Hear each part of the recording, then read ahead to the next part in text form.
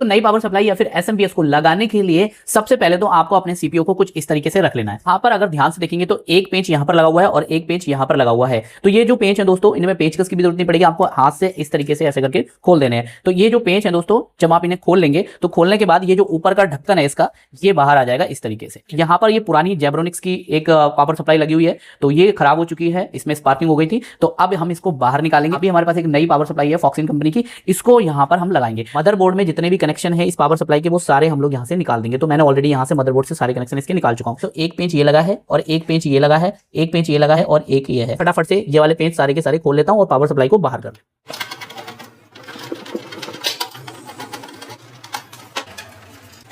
जो नया वाला एसएमपीएस है, अब इसको हम यहाँ पर इंस्टॉल करेंगे। उससे पहले इसके ऊपर की जो रैपिंग है वो हम निकाल लेते हैं। अब दोस्तों इसे लगाने के लिए सबसे पहले यहाँ पर आप देखेंगे कि ये पेज के लिए एक होल दे रखा है, एक ये है और एक ये है और एक ये है, 4 होल दे रखे हैं। तो उसी हिसाब से दोस्तों आपको यहाँ पर इसे एडजस्ट करके रखना है, होल्स के अंदर होल्स को लगाना है, जिससे कि आसानी से हम इसमें पेज को कस सकें।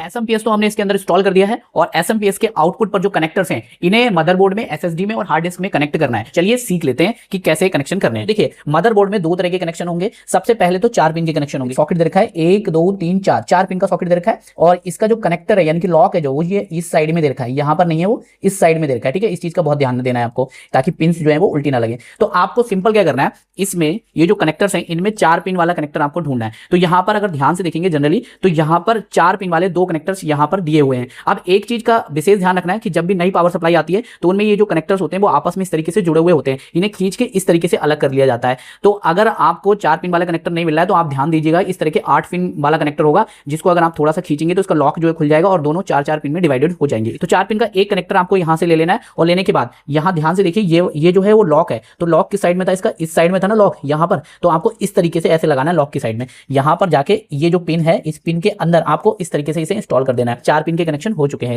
इसके बाद जो कनेक्शन की बारी आती है वो है 24 पिन के कनेक्टर की। तो ये जो 24 पिन का कनेक्टर होता है दोस्तों, इसके कनेक्शन भी हमें मदरबोर्ड के साथ में करने होते हैं। यहाँ पर एक 24 पिन का एक बहुत ही बड़ा सा सॉकेट यहाँ पर लगा हुआ है, अगर आपको यहाँ पर दिखाई दे रहा होगा, ये लंबा सा सॉकेट, और इसका जो लॉक है वो इस साइड में है, इस साइड में नहीं है, इस साइड में दे रखा है। तो यहाँ पर अगर इस कनेक्टर का लॉक देखेंगे तो ये है ना, तो इसका मतलब ये ऐसे करके लगेगा, लॉक की साइड में लॉक होगा। तो यहाँ से इस तरीके से हम इसमें रख के इसको यहाँ से इंस्टॉल कर देते हैं। तो फिलहाल दोस्तों हमने इस कनेक्टर को यहाँ पर लगा दिया है। दोस्तों मदरबोर्ड के तो कनेक्शन हो चुके हैं, मदरबोर्ड में आप कोई भी सप्लाई आपको नहीं देनी है। अब हार्ड डिस्क और एसएसडी के कनेक्शन करने हैं। तो हार्ड डिस्क या एसएसडी के कनेक्शन करने के लिए इस तरह का सॉकेट आपको दिखाई देगा, आपके पावर सप्लाई के आउटपुट पर इस तरह का सॉकेट होगा, जिसपे साटा वगैरह भी लिखा हुआ हो सकता है। तो यहाँ पर देखिए साटा लिखा हुआ है, तो इससे हमें हार्ड डिस्क को और हमारा जो एसएसडी है उसे कनेक्शन देने हैं। तो देखिए एसएसडी के कनेक्शन कैसे देने हैं, सप्लाई कैसे देनी है, यहाँ ध्यान से देखिए, ये जो पिन्स हैं वो इस साइड में लगी हुई है। ठीक है, इस साइड में लगी हुई है। अगर आप यहाँ ध्यान से देखेंगे, एसएसडी में लगी हुई पिन ये वाली पिन है, यहाँ पर आपको दिखाई दे रही है। तो पिन के जस्ट अपोजिट करके आपको इसे लगाना है। तो इसका मतलब ये हुआ दोस्तों, आपको इसको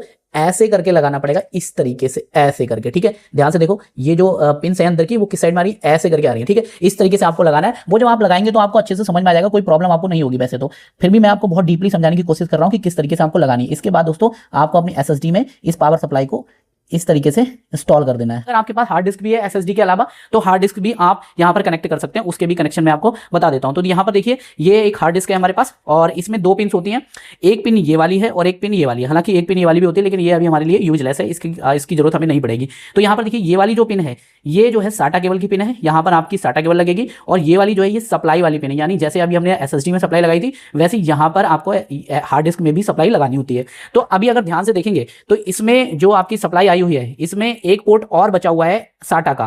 तो यहाँ पर देखिए, ये जो है एक साटा का पोर्ट और बचा हुआ है, तो इसमें आप हार्ड डिस्क को कनेक्ट कर सकते हैं। इसकी पिन इस साइड में और इसकी पिन इस साइड में, तो अपोजिट में होनी चाहिए पिन, तब जाके ये कनेक्टर जो है वर्क करेगा। तो यहाँ पर देखिए मैंने इसे कनेक्ट कर दिया है, हार्ड डिस्क को सप्लाई दे दी है। अब रह गया तो सिर्फ इसका साटा केबल को कनेक्ट करना। तो यहाँ पर एक हमारे पास साटा केबल है, इस तरह की साटा केबल होती है। देखिए ये ऊपर आपको मेटल जैसा दिखाई दे रहा है, ये इसका लॉक है। लॉक को नीचे रखना है इस तरीके से, और लॉक को नीचे रख के इसको यहाँ पर ऐसे कनेक्ट कर देना है। कट की आवाज आएगी, यानी ये लॉक हो गया है। ये जो साटा केबल है इसका जो दूसरा सिरा है, अगर मैं आपको ध्यान से दिखाऊं मदरबोर्ड के अंदर, आपको मदरबोर्ड में यहाँ पर देखना, देखिए साटा के कनेक्टर दे रखे हैं, एक ये रखा है, एक ये रखा है और एक ये वाला बचा हुआ है। बाकी एक पे ये हमारी एसएसडी लगी हुई है, तो यहाँ पर ही आपको कनेक्ट करना है। तो मैं इस वाले कनेक्टर में इसको लगा रहा हूँ, तो इसका जो लॉक है वो इस साइड में है और ये जो साटा केबल है हमारी, इसका लॉक यहाँ पर है। तो यानी इसे हम ऐसे करके लगाएंगे। ठीक है, देख लेना लॉक की साइड में ही लॉक आपका आना चाहिए। तो यहाँ पर मैं इसको ऐसे करके लगा देता हूं। अब देखिए कट की आवाज आ गई, इसका मतलब ये हुआ दोस्तों हमारा जो ये साटा केबल है वो कनेक्ट हो चुकी है। अब जो हमारी पावर सप्लाई है इसके सारे कनेक्शन हो चुके हैं और मदरबोर्ड के भी सारे कनेक्शन हो चुके हैं, हार्ड डिस्क के भी सारे कनेक्शन हो गए हैं, एसएसडी के भी सारे कनेक्शन हो गए हैं। बाकी अब अगर आप अपने सिस्टम को चालू करेंगे, स्टार्ट करेंगे,